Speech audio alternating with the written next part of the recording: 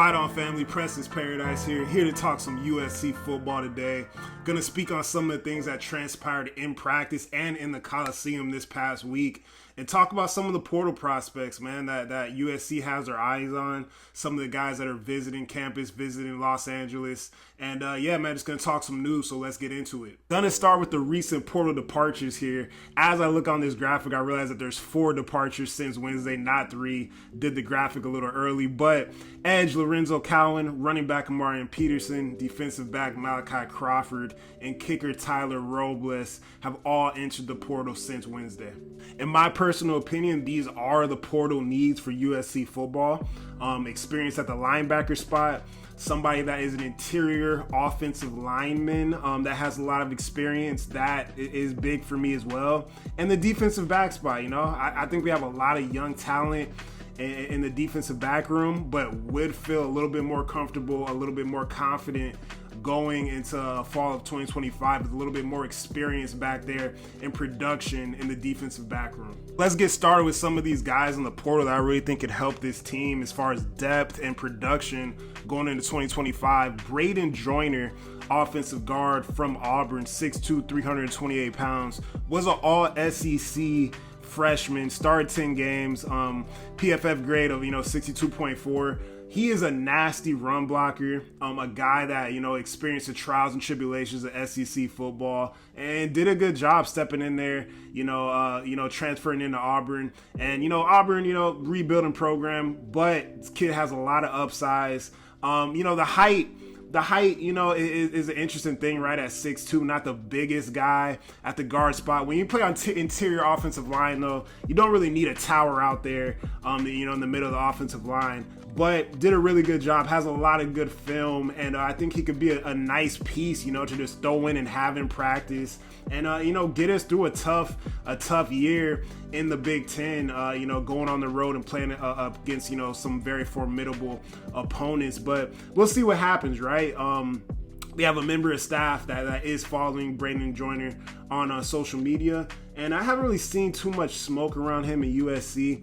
But an interior guy with talent, with upside, that had a very good season last year, and wouldn't mind seeing him in the Cardinal and Gold as we move forward. Another prospect to have your eyes on, Tamir Robinson, was actually on campus yesterday. Linebacker at 6'3", 230 pounds. Love his size. Got some great Big Ten experience this year.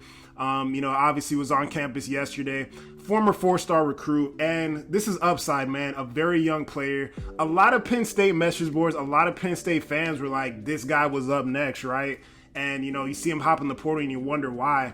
Now, didn't have much production last year. I think he had 11 total tackles, half a sack, right? But we all know that Penn State linebacker core, that Penn State defensive end, that Penn State defense in general, they just have a lot of talent, man. Those are stacked defensive teams when you talk about the linebacker position, when you talk about the edge position as well. So kids got a lot of upside, a lot of talent. Like it says down here, former 4-star recruit, and was on campus yesterday. So very interesting. I love the size, man. I love this prototypical, 6'3", 230, 240 pound linebacker that is going to be physical, still very athletic at the position as well. And yeah, man, think he could be great, in this offense, not even just next season, but years after, right? This is still a young player that I believe has 3 years of eligibility left. So, yeah, excited to see where this goes, and maybe Tamir Robinson ends up being a USC Trojan. Next up, we got linebacker prospect Gary Bryant out of the University of South Dakota, 6'1", 230 pounds. And it's elite production when we talk about Gary Bryant, man. He is a physical guy at the linebacker position, north and south player, all over the field. 102 total tackles, a forced fumble, and 2 interceptions in 2024. Is visiting USC, has a high defensive PFF grade of 84.5, and just look at some of the stuff he does on film. You see Gary Bryant here at University of South Dakota, but he's playing Big Ten football here against Wisconsin. got great athleticism, able to come back in the secondary and make a play on the ball there. And then more traditional here at the linebacker position, coming up, making a play at the line. Next up, I have Houston defensive back Jeremiah Wilson at 5'10", 185 pounds. The guy has elite production, right? Versatility as well. I believe he could play multiple positions in defensive backfield, but definitely wanting to come over here and play cornerback. High PFF grade, defensive grade of 86.9. Had 61 tackles, 10 passes defense, and 5 interceptions in his college career. This is just an example here, the type of plays Jeremiah was making last season. And I've said it once and I'll say it again, man. Interceptions, forced fumbles, fumble recoveries, takeaways. Those are championship statistics, and we need them more on this team. So could be great for USC if we're able to grab them. Next up, linebacker Andrew Simpson, 6 foot, 330. Next up, I have linebacker Andrew Simpson, 6 foot, 238 pounds. Again, elite production, big game experience, PFF grade of 78.8. And the guy has 150 tackles in his career, 36 tackles for loss, 15 sacks, 6 forced fumbles, and 3 interceptions, man. I mean, this is what you need, man. He's the number 1 linebacker prospect in the portal right now for a reason. This would be, a big time addition to USC football. We know how important we need production and experience in the linebacker room. And a guy like this is not only going to bring the production, but he's going to bring the leadership, coupled with a guy like Eric Gentry, right? Imagine having Andrew Simpson and Eric Gentry on the field at the same time. The experience, the production, the fire on the field, right? This would be big. And, if USC can make something happen with this, man, then, I'm feeling a lot more confident going into fall 2025. Let's look at some of the stops and some of the things that Andrew Simpson did on film last season. Complete dog, man. You see him here getting after the quarterback, taking this quarterback down. I believe this is Air Force. Yeah, they're playing Air Force here. Doing a good job here against Washington. Big Ten football, making the tackle in the backfield on the running back here. Intense guy, man, all over the field, making plays, heat-seeking missile. These are the type of plays, and I'm talking about another guy up next that is an absolute heat-seeking missile. And lastly, I got Kennedy Erlocker, right? Safety prospect at 5'11", 196 pounds. This is the son of, NFL Hall of Famer, legend Bryant Erlocker. Obviously has elite pedigree. Obviously, was on, Notre Dame last year, so had, a lot of experience, being on a winning team that went pretty far into the playoffs. So that is valuable experience for sure. Nonetheless, high ceiling, baby. I mean, Bryant Erlocker started at the safety position, obviously made the change to the linebacker position, and, took off from there. But PFF grade of 76.1. Didn't have much production, right? Came in freshman, 12 total tackles and a fumble recovery last season. But when you look at Kennedy Erlocker on film, he wants all the smoke every down, right? He is, like I said, heat-seeking missile, man. A guy that's going to make plays all over the field, cause turnovers. Like I said, man, these forced fumbles, these plays are so valuable. And he's such a young player with such a high ceiling. I don't think you can go wrong. I mean, there's many people, many recruiting services that have him, possibly having ties with USC. They're saying USC is, the one to look for in his recruitment. So, hey, man, I'm feeling confident about this one, and this would be a big time get, not only for the present, but for the future. When you talk about the type of player that Kennedy Erlocker could become in the next 2 to 3 seasons. Gonna pivot to some recruiting news now. Linebacker Talanoa Ely out of Hawaii was previously at Orange Lutheran High School. Linebacker prospect, elite linebacker prospect out of the state of California. Has received expert predictions to commit to USC Trojans. As well as, Ryder Lyons. Ryder Lyons was on campus at practice a couple days ago, along with obviously defensive tackle, prospect Tom Tapui as well. And Ryder Lyons, back on campus, it was a great thing to see. Obviously, just picked up the commitment from his high school offensive lineman a few weeks ago in Vlad Diaktivov. And, Ryder Lyons talked about it, dual commitment. Those are words that he's put out there on Twitter in the past. So, hey, maybe we all thought about it, right? We all know that he is going to be essentially redshirting his freshman year of high school to go on his mission trip. So he may be, still in the mix with USC football and want to become a Trojan. Obviously, his brother on campus as well. with the Walker Lions, doing a good job at the tight end position. And Dylan Berryman down to his last 6 schools, and USC is in the mix right there. This was put out yesterday. So big time defensive tackle prospect out of the state of Louisiana, has a great relationship with Jakeem Stewart as well, and they've talked about playing in the future together, and being Batman and Robin out here at USC. So let's see what happens on that front. Now, interesting subject here in my personal opinion, and I might have a hot take. You guys can let me know how you feel about this situation, right? USC football, 8 Heisman Trophy winners, 8 retired jerseys. So when you really think about it, in today's, college football, you can use a number on the defensive side of the ball, use a number on the offensive side of the ball. So that's 16 numbers that are unavailable for current players, right? 16 numbers unavailable for incoming, prospects, high school players that may want to take, a legacy, a Pop Warner number, a high school number. I mean, these players are very connected to these numbers, man. I was once very connected with the number 91, and my heart was broken, when I found out I couldn't wear that number in junior college. It was a sad day, right? I wanted to wear the number 91, and having a certain number on your chest can affect, the confidence that a certain player has at times.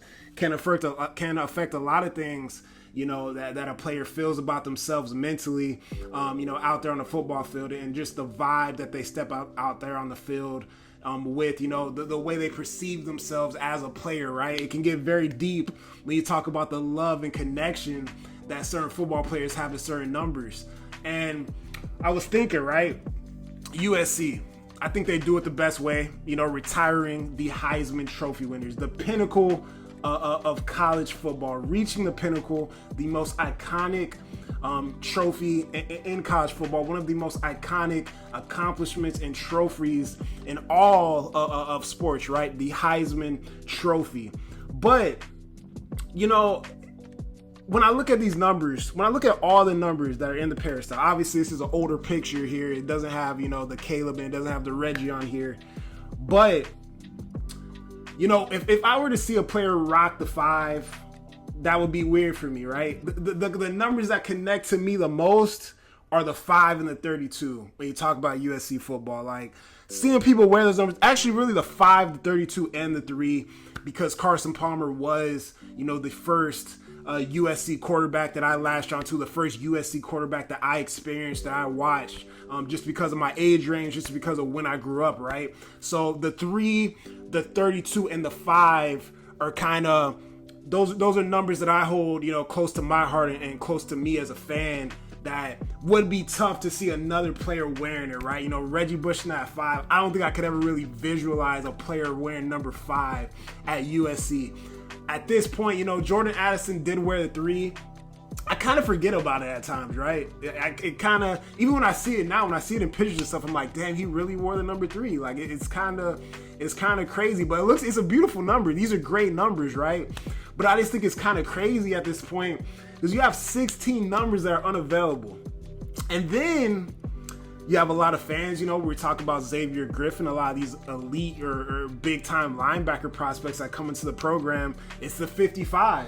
The 55 is not a retired number, but it's more of a legacy, a tradition, a Rivers, Junior Seau, a lot, Chris Claiborne, a lot of these guys that wore the number 55 that were legends and, have a legacy at the program. But there's a lot of kids that don't even connect with that number, right? I don't think it's a very visually appealing number to a lot of these prospects. And I see a lot of, fans say, oh, this guy needs to wear number 5, give this guy number 55. I think there's a lot of players that if they were offered the 55, just visually, they don't want to rock the 55 because they don't really like the way it looks on a football jersey. They don't understand, or they might not understand what it really means to the university. Obviously, I mean, at this point, if you're at USC, that was probably explained to you. I sure hope it was explained to you. But how do you guys feel about a situation in which you have the names, right? You put the names here. You put a Heisman Trophy logo here, but the numbers are available. How would you guys feel about that? To make these numbers, available, but still recognize, these players for their accomplishments at the university. Is that crazy? Is that a bad take, right? Because me personally, I connect to the 3, the 32, and the 5.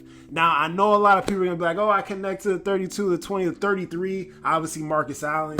So, just interested, right? Because, there is some jerseys being retired in Colorado today. So, I don't know. I was just thinking about it, in the aspect of USC football. Obviously, program is on a completely different level than any other program in the country with how we do it at USC.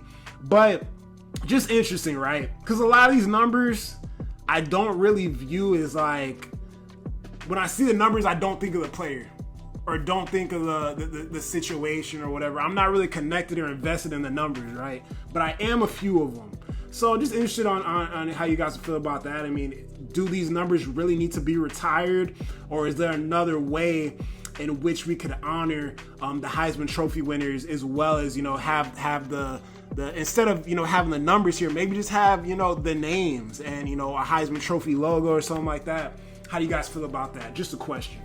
And the last thing I want to speak on today is USC embracing the past, embracing the legends, and embracing the greatness that has come through the program, that is currently flourishing in the NFL, that is rising in the NFL, and that is cemented in the NFL Hall of Fame as well. And this is why I say activating USC football.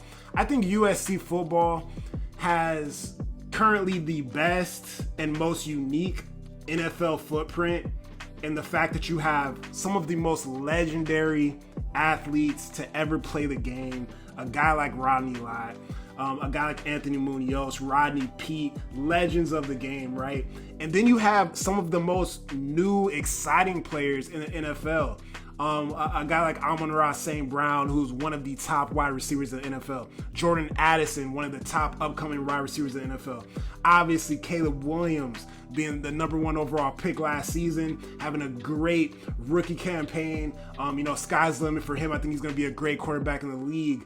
Kalen Bullock, one of the best defensive prospects in the entire NFL last season, had, I think, maybe the most interceptions last season in the NFL for a rookie. Just a very unique and successful NFL blueprint. And this is what I like to see. I don't know if I want to give the credit. I want to give flowers. I'll give flowers to Lincoln Riley. I'll give flowers to Chad Bowden with how he's just, cultivating all this stuff and cultivating these relationships and making these players realize how special it is to be in the Coliseum and have scrimmage in the Coliseum and how special it is to run out of that tunnel every Saturday. I think this is beautiful, right? We've heard the horror stories in the past, man. Former Trojans, coming back to campus, coming back to the locker room. And these were legendary guys, man, that were shunned away from the program, shunned away from the locker room, shunned away from the team. Not necessarily even in Lincoln Riley's tenure at USC, but just in the last, 10 to 15 years. I don't know if it was an administration thing. The vibes were not just right? You have to pay respect to the ones that did it before you. And I'm very pleased, it's amazing, imagine a guy like Hassan Longstreet out there at his first spring practice, able to have a conversation with Caleb Williams. A guy like Cash Jacobson, able to have a conversation with Frosty Rucker or have a conversation with Rodney Lott. We saw Jakeem Stewart having a conversation with Rodney Lott. It's amazing, man. Eric Gentry out here, linking up with these legends, man.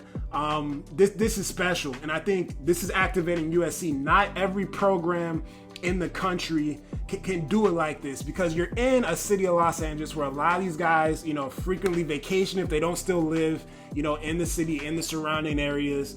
All types of, celebrities, all types of people in the network that are successful, that work in the NFL, that have ties to, a lot of the things that these guys want to do outside of the football field, and can just have a conversation, man. I think it's so special, and I love to see it. I love, the giving back, I love the relationship building between the past, the present, and the future, and I think this is the type of camaraderie, these are the type of things that have to happen if we really want to, reach back to the prominence that this program should always be at, man. You know, the number one program in the country, the most talked about program in the country, the most iconic football program of all time, in my personal opinion, the USC Trojans. So that is the show for today, man. Gonna talk, try to talk and cover as much as I could about everything that really went down in practice, and it's some of the stuff that I feel excited about that was going on in practice and on campus this week. And let's see what portal news comes out, man. I may have information in this video that's already null and void, but hopefully not. But appreciate you guys' support, man. Like the video. Give me some comments on some of the things I spoke on in this video, particularly the jersey stuff, some hot takes, how you guys feel about some of these portal prospects that USC might be in play for. And yeah, man, appreciate the support. Gonna keep going. Have a good weekend, everybody. Have a good Saturday, and fight on.